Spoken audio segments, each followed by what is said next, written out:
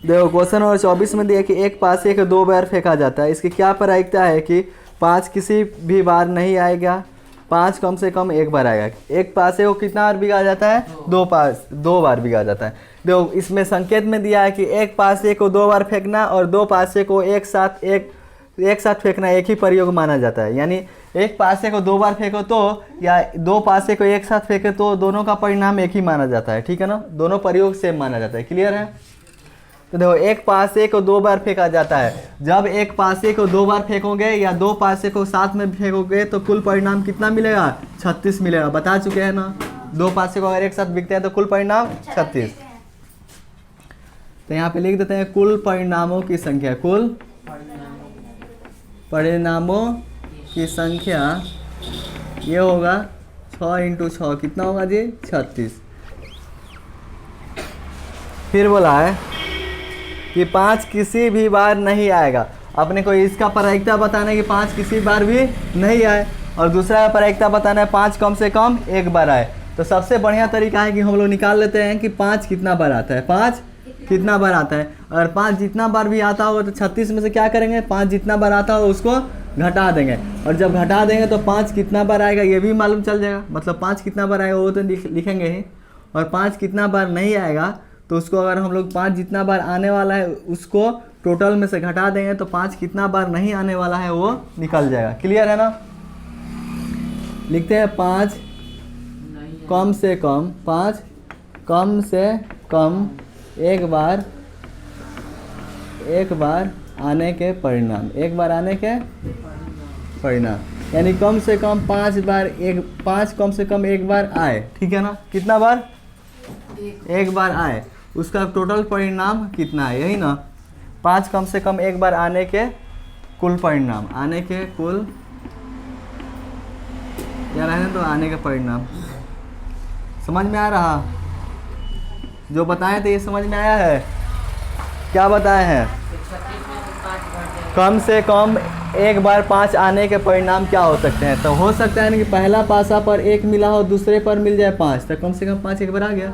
या ये भी हो सकता है पहला में 5 मिल जाए दूसरा पर 1, या ये भी हो सकता है पहला में 2 मिले दूसरा पर 5, या पहला में 5 आ जाए दूसरा पर 2, या पहला में 3 दूसरा पर 5, नहीं तो पहला में 5 दूसरा पर 3, या फर्स्ट वाले पे 4 दूसरा पर 5, 5 4 इसका अपोजिट। और बोलो, पहला पर 5 दूसरा पर भी 5, कम से कम 5 एक बार आया है ना?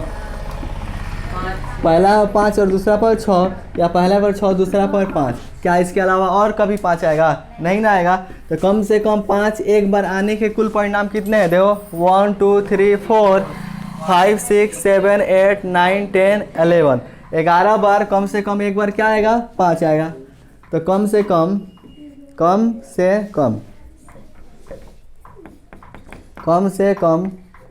5 एक बार आने के कुल परिणाम कितना है? 11। कम से कम एक बार 5 आएगा। क्लियर है? पहला में क्या बोला है कि 5 किसी बार भी नहीं आएगा, 5 किसी बार भी नहीं आना चाहिए। तो 5 36, 2 पासे को एक साथ फेंकते हैं तो कुल परिणाम कितना आता है? 36 आता है ना। 36 में 11 टाइम ऐसा होता है कि 5 कम से कम एक बार आता है, और अपने को प्रायिकता बताना है कि 5 किसी बार भी नहीं आए। तो अब 5 किसी भी बार नहीं आने के कुल परिणाम, कितने कुल परिणाम हो गए? तो देखो टोटल कितना आता है? 36 बार आता है ना, 36 नंबर आता है, मतलब टोटल परिणाम 36 है। 36 में से 11 बार क्या आता है? 5 आता है, कम से कम 11 बार। दोनों में किसी में ना किसी में 5 रहेगा, तो 36 में से 11 घटा देंगे, कितना बचेगा? 25। यानी 25 टाइम्स ऐसे होते हैं जिससे 5 एक बार भी नहीं है। तो अपने को पहला प्रायिकता बताना है, 1 नंबर प्रोबेबिलिटी बताना है कि 5 किसी भी बार नहीं आएगा, 5 किसी भी बार नहीं आएगा, इसी का ना प्रायिकता। तो PE के अनुकूल परिणामों की संख्या, E के अनुकूल क्या है? 5 किसी भी बार नहीं आएगा।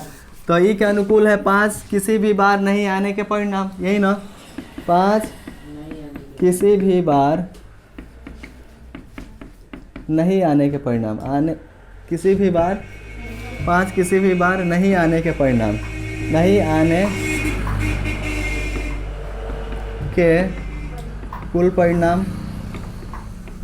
अब बट्टा में क्या होगा, बट्टा में कुल परिणामों की संख्या, ये परिणाम है, समझ में आ जाएगा। बट्टा में कुल परिणामों की संख्या यानी कुल परिणामों की संख्या। तो 5 किसी भी बार नहीं आने के कुल परिणाम कितने हैं जी, 25। कुल परिणामों की संख्या कितना है, 36। इसका प्रायिकता कितना आया, 25/36।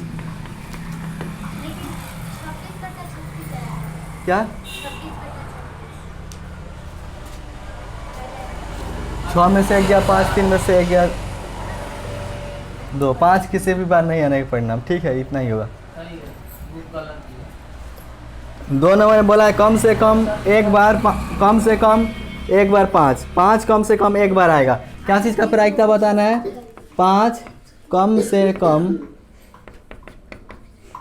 एक बार आएगा। कितना बार, एक बार आएगा। इसका प्रायिकता क्या है, तो ई के अनुकूल क्या परिणाम है कि 5 कम से कम एक बार आएगा।